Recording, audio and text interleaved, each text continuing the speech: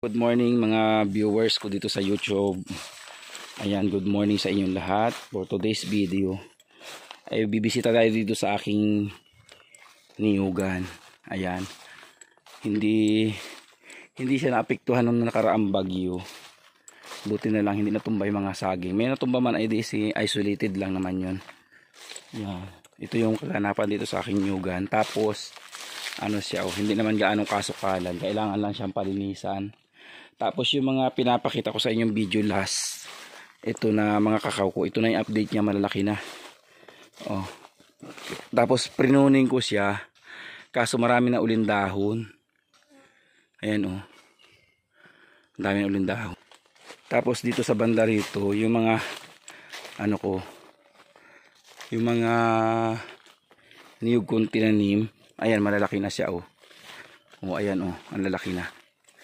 Malapit na ulit siyang bumunga. Nakaupo na. Ayan oh.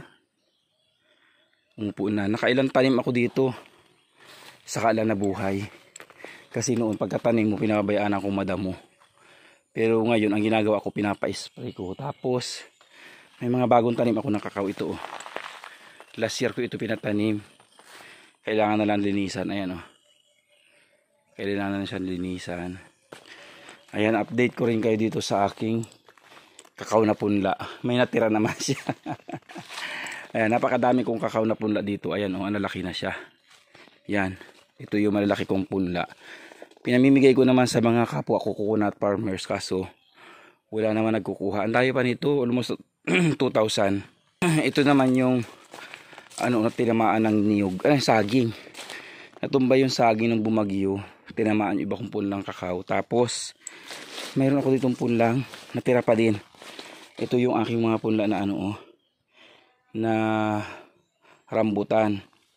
Sa sobrang init, namatay yung iba ng tag-araw kasi wala nang makuha ng tubig dito. Kasi ito'y bukid na bukid. Wala makuha ng tubig na pang spray.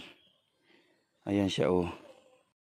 Tapos ito naman yung mga kakao ko dito na marami pa mga 1 year na siya. Ayan oh.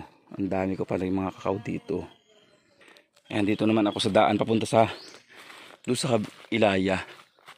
Ayan, oh, punong-puno ito ng saging, napakadaming saging. Pasalamat nga ako sa Panginoon at hindi siya na-damage ng bumagyo kasi iisa lang bayan namin, pero mayroong mga yung malapit sa dagat. Talagang as in na wipe out yung mga saging. Oh, dito sa akin, napakadalang nung na tumbang saging. Kaya ang dami pa rin marami pa rin ako makukuha saging dito.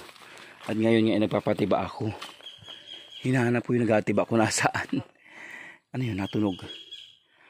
Prag yata, prag. O ayan oh, tinakita naman ninyo. Kaso ang mga saging dito sa amin, mga organic, kaya hindi siya masyadong matataba. O ayan oh.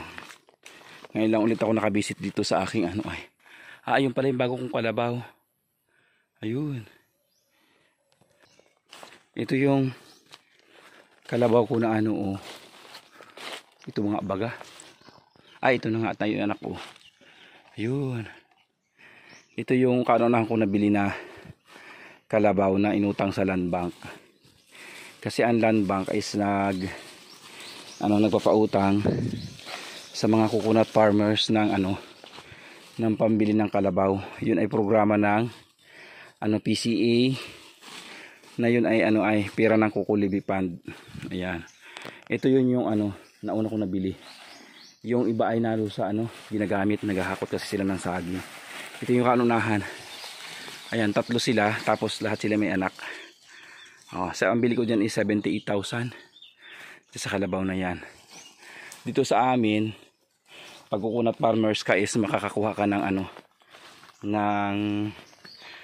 ng mga tulong galing sa PCA, sa Department of Agriculture, at saka sa sa fund na galing sa Kukulibi Fund.